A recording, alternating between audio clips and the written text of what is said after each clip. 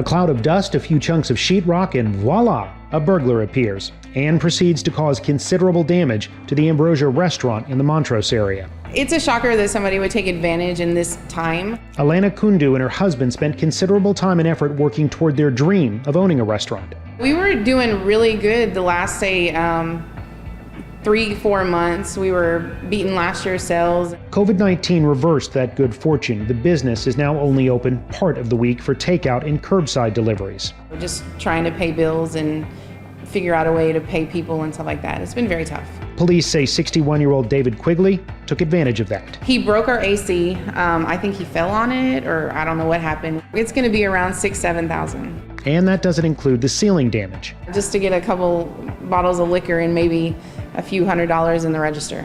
Police say Quigley was caught trying to hide in an empty building next door. Since the COVID-19 pandemic washed over Houston, police say they've seen a 29% increase in burglary of a building cases. Businesses have been shut down now for quite a few weeks due to the stay-at-home order. Houston Police Chief Art Acevedo. Crooks know that there's no one there, and so we really attribute a big part of that to the fact that no one's working in these facilities. Burglaries are not the only problem. Aggravated assaults are up 9% since the middle of March, and domestic violence is up 1.3%. People are cooped up, they've lost their jobs, there's no income coming in, a lot of pressures. Acevedo expects the domestic violence numbers will likely change after assault cases are more thoroughly reviewed. The chief says historically 38% of assault cases are tied to domestic violence. Since the pandemic started, it's about 50%. What are you hearing on your hotline? We are seeing a 40% spike in our hotline calls for domestic violence. Are you seeing an increase in the number of calls for shelter as well? Yes, so more people are asking for shelter, which tells us that people are living in situations that are becoming intolerable. Houston Area Women's Center CEO Emily Whitehurst says times of natural disaster always bring a spike in domestic violence, like the Houston area saw following Hurricane Harvey.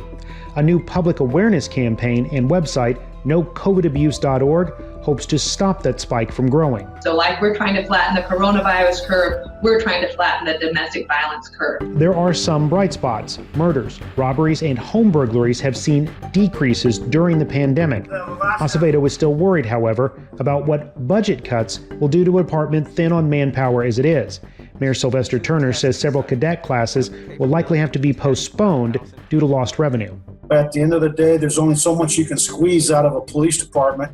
And right now, the public needs us to make lemonade, and we're down to the grind, not even the lemon peel. That public awareness campaign we mentioned, we have more details on exactly what that entails and a link to the No COVID Abuse website on our website, click2houston.com. Robert Arnold, KPRC, Channel 2 News.